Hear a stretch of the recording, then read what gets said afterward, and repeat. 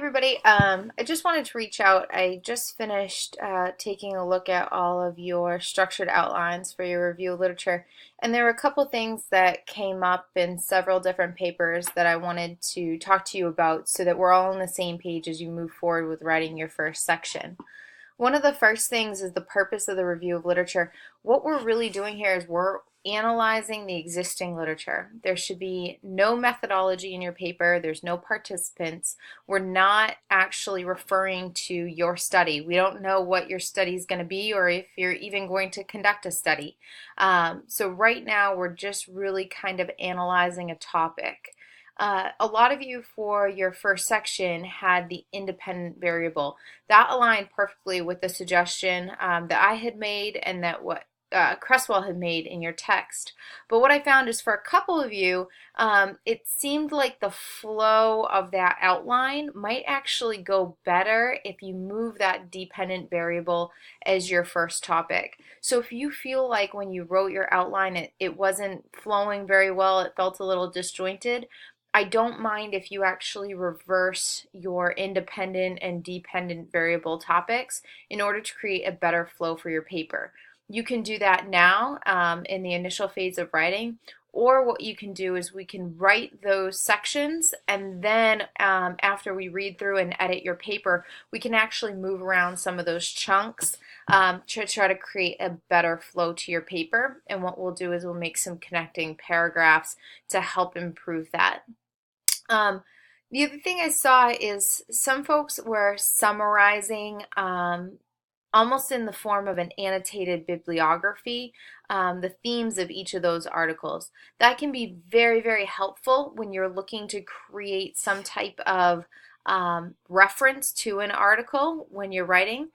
But when you actually write your review of literature, there should not be any summarizing of single articles. What you're doing is you're actually going to discuss a specific topic, and then at the end of each sentence, you should have at least one, if not several, citations of authors that support the point that you made.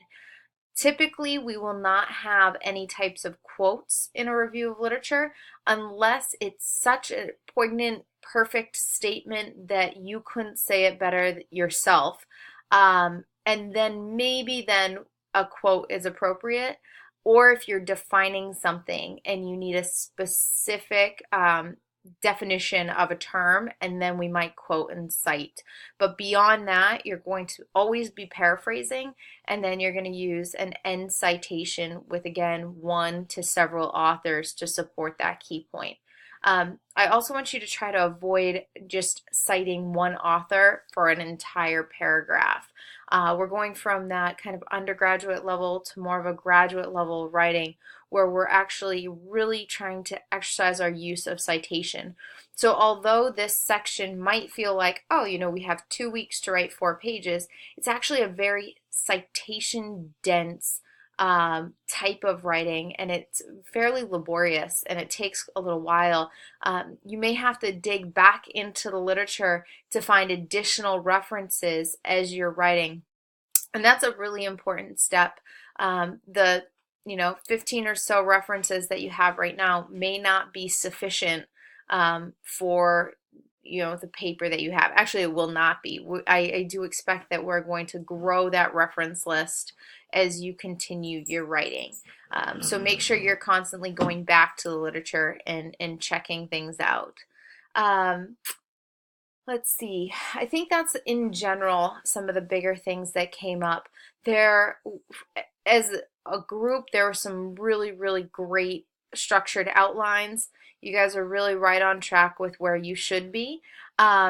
This review of literature, though, is truly going to look at the body of literature in relation to your topic. And as you write, I want to make sure that you don't get too tunnel vision in the topic that you expect to study next semester, and that you really look at the gaps in the literature and you look at the conflicting evidence, and then that way when we really get to the end of this paper, we have this nice conclusion that supports your project, whatever that might be, so that there is a need demonstrated through this process for your capstone project. And what will happen is they'll kind of evolve throughout this semester, and we're going to kind of discover what your capstone will be. If you have any questions, especially writing this first section, actually, the first section is really just that. You do not need to write an introduction, okay? So no introduction. We're just doing the first section of your paper, which is typically going to relate to your independent variable. For those of you that are reversing it, it may be your dependent variable.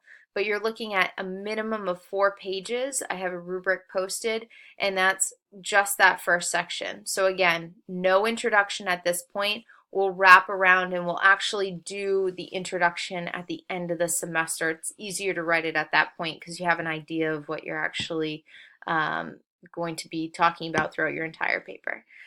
Again, if you have any questions at all, feel free to email me. Let me know. We can set up a Skype meeting, we can chat, send me what you have, and we can go from there. Have a great week, and I will talk to you all soon.